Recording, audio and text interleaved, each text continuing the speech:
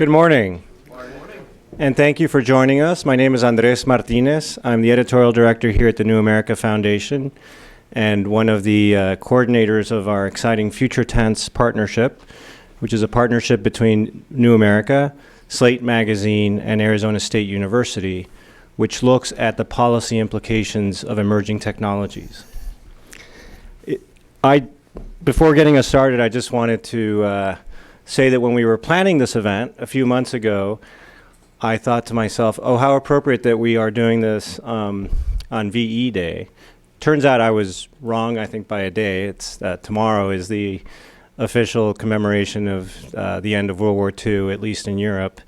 And the reason I thought that was appropriate was, obviously no other conflict has so altered the nature of warfare, in particular the way in which warfare took to the skies and became lethal to civilian populations in a way that it never had been before. But also World War II, of course, epitomizes the ways in which warfare and the all-out mobilization of society at a time of war alters technologies that then come back home.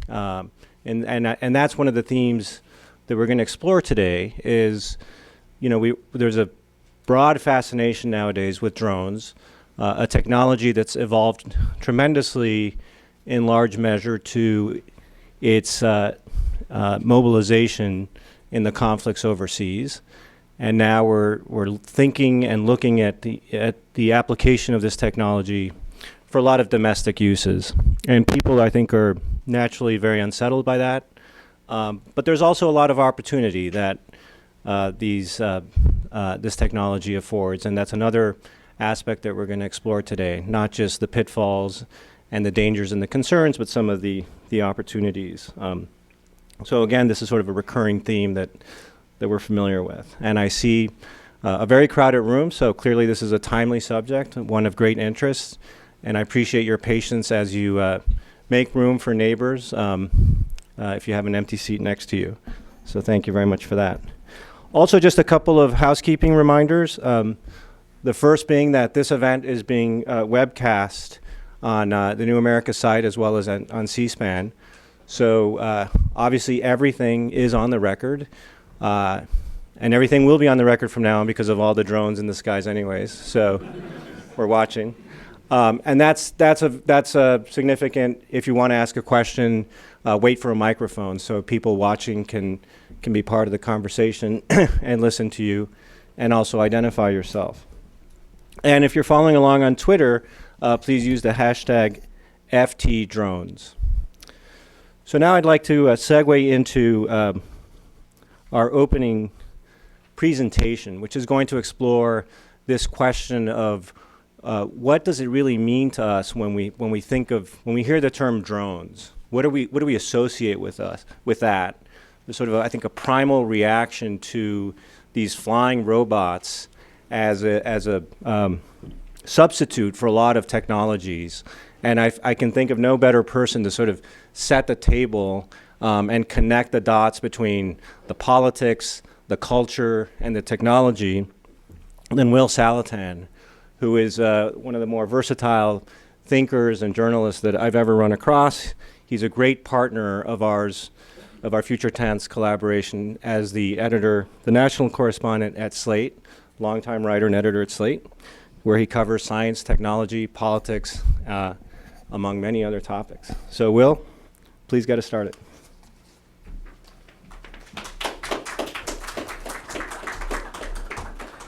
Thanks, Andres. And thanks to our partners at New America and ASU, and to all of you who managed to get here, not just be here, but to be here in person this morning, which in the future won't necessarily be presumed. We have a lot of great people to talk to you today, so I'm going to try not to drone on. Yeah, Joel caught that one. I do that for two reasons. One is because I like cheap puns, and the other is just to raise the question in your mind, when is the last time you heard the word drone used in any context other than the one we're using it today? So I know there's a lot of debate over the word drone and whether we should use it, but I would suggest to you that essentially the current context already owns the word drone. it is locked in, and I wouldn't worry about its connotations with anything else because everybody's forgotten what else it means. What I'd like to do today is set you up with some ways to think about how we think about drones, given what we know so far, which is not very much. But it's important to understand how the public thinks about this, because obviously, although we're going to talk a lot about the technology, the way people think about it will influence how it's received politically. So the first thing I want to do is just point out some of the dimensions that we're going to talk about today. Okay, what is a drone? Drones are enormously various. There's different kinds of drones. The term drone in this context is very old. Okay, so in terms of whether we should be using the word drone, we've been using it. It's been associated with radio-controlled aircraft going back for about 2/3 of a century at this point. Okay, so it's not a new term. It's an old term that's just been moved over with the technology. And of course, and at that time, even they were talking about arming the drones. Okay, so we understood it in the context of war, and we understood it in the context of just carrying a payload. There's going to be a lot of talk today about whether drones are robots or not, and a lot of anxiety about the public thinking that these are robots when actually there are pilots behind them. Okay, I would raise the question to you, that doesn't resolve the question politically, because even if you're not afraid of a robot running the drone, that the drone is a robot, you can be afraid of the person who is operating the drone. Another difference between drones, are they big or small? We have drones that go up to 30,000 pounds. We have drones as small as a pound. Okay, and people think of drones as these big things now because of the context we associate it, but they're going to be smaller and smaller. That too will not resolve the political question, because although the smaller drones are less powerful, they're not carrying a payload like the big drones are. They have the other advantage that unmanned aircraft have, which is invisibility. In fact, they have it more so. So in terms of fears of being spied on, the smaller ones are going to be a bigger threat in a lot of people's minds. And then finally, the question of drones being armed or unarmed, and whether the question is being killed or spied on. And that, I'm going to suggest to you, is actually the one that right now is the bigger driver of the politics of this topic. Okay, so let's run this video. This is a video from the website Funny or Die, and it sort of captures in a comic way how we think about drones. G.I. Joe's back and ready for a new age of warfare. It's G.I. Joe, Drone Operator. Look, Cobra's heading out in Laurel Paxton. Feel the adrenaline as G.I. Joe controls unmanned drone planes.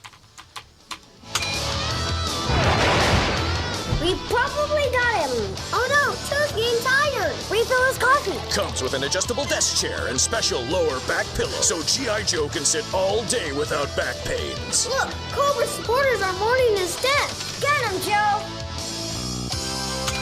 G.I. Joe, American hero, killing people with computers from the safety of America. Comes with a packed lunch, because there's not really any good places to eat around where G.I. Joe works. G.I. Joe Drone Operator and temperature-controlled suburban fortress sold separately. G.I. Joe! Okay, so that captures the way that we think about drones now. It's sort of, it's an alternative to what used to be flying a military aircraft. And so there's lots of jokes about sloth and cowardice and in there, but it's all about us operating the drone. That's the point I want to make to you. It's all about, how we operate the drone. And that's and that is the context in which we've learned about drones. So if we go on to people who take this very seriously, to whom it's not funny at all, this is Code Pink protesting the John Brennan hearing.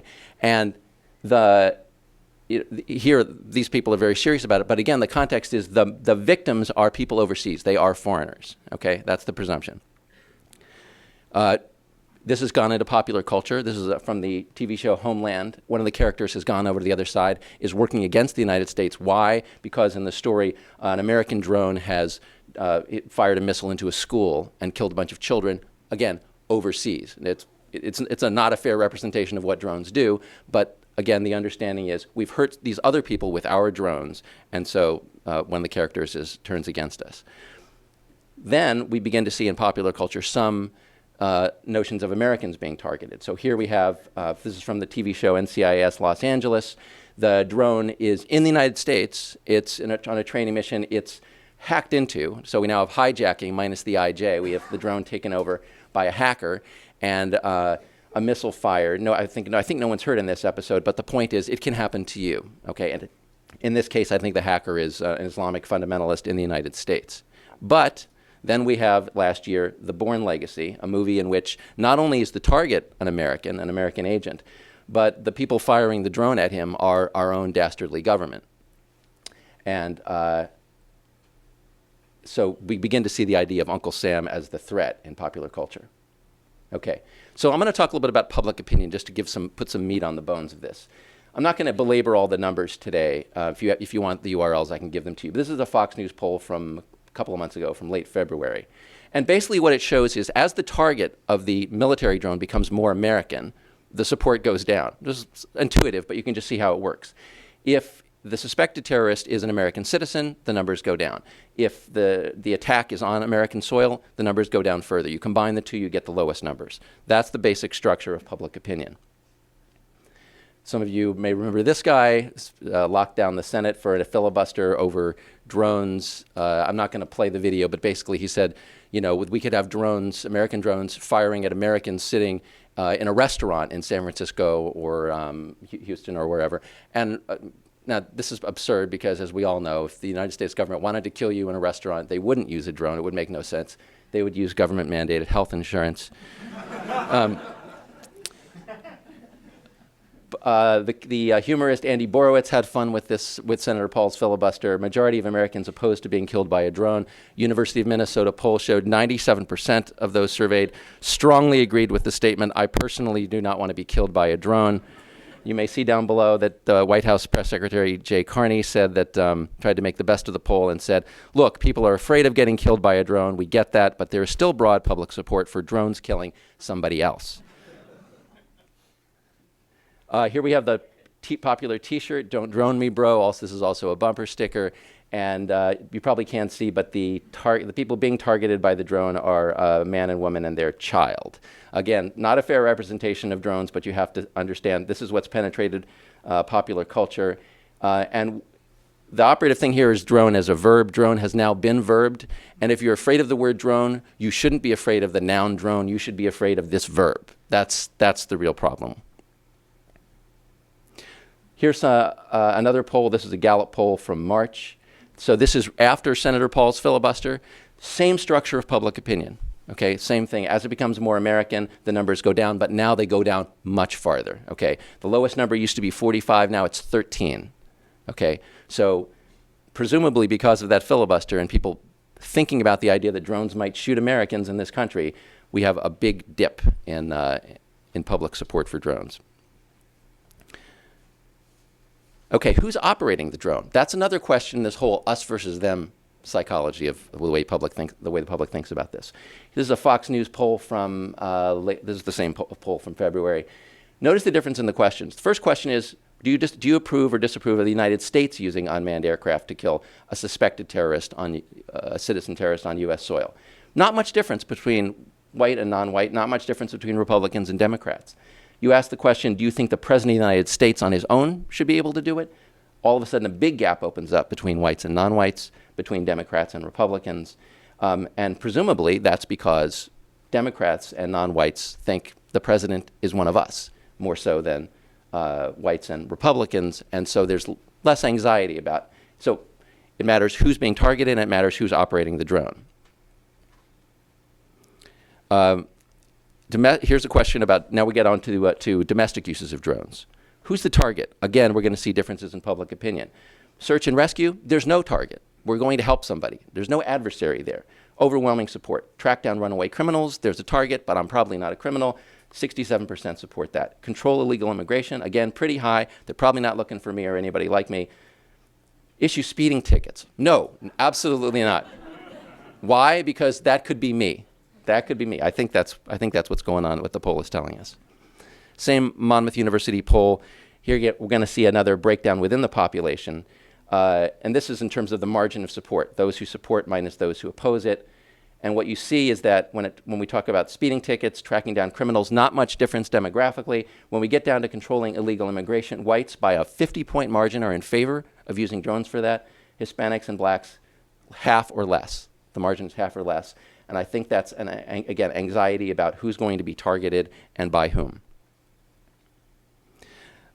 It's not just the armed drones that people are worried about, it's privacy threats. And one way you can see this is a poll taken by Reason Magazine and their organization.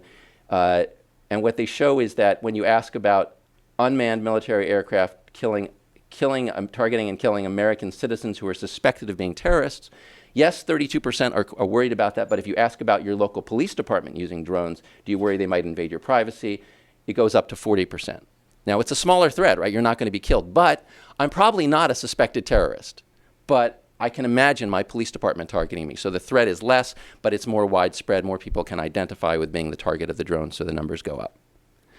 And lastly, today we're probably going to talk a lot about, if people knew more about drones, if they simply understood more, they would be more favorably disposed. That's not necessarily true. In the military context, it basically is true. The more people know about military drones from this poll from Gallup, you can see that the numbers go up in terms of their support for using airstrikes, whether that's domestically or overseas. As long as we're targeting suspected terrorists, the numbers go up in all categories if you've read or learned more about the use of drones militarily. But if you come to the domestic context, you don't get that. For help with search and rescue, for controlling illegal immigration, yes, the margin goes up in this third column. If you are more familiar with the use of drones militarily, it goes up. But when we get down to tracking down runaway criminals, the margin goes down by 14 points. I think that's because the respondents some of the respondents are thinking you're actually going to shoot the criminals. I'm not sure about that, but I think that explains why the immigration numbers didn't go down and the criminal numbers did go down. And when we get to speeding tickets, the numbers drop by 34 percentage point drop among people who know more about the use of, are more familiar with the use of drones militarily. So I think what this shows us is that what people learn from watching drones in the military context is that they're very effective. They're very good at what they do. And that does not at all resolve the politics of it, because whether you're going to support the drone mission for that use depends on not on whether you like the drone, but whether you like the mission. So with that, I'll wrap up and let everybody get on to what I think will be an exciting day of a lot of interesting facts and observations. Thank you.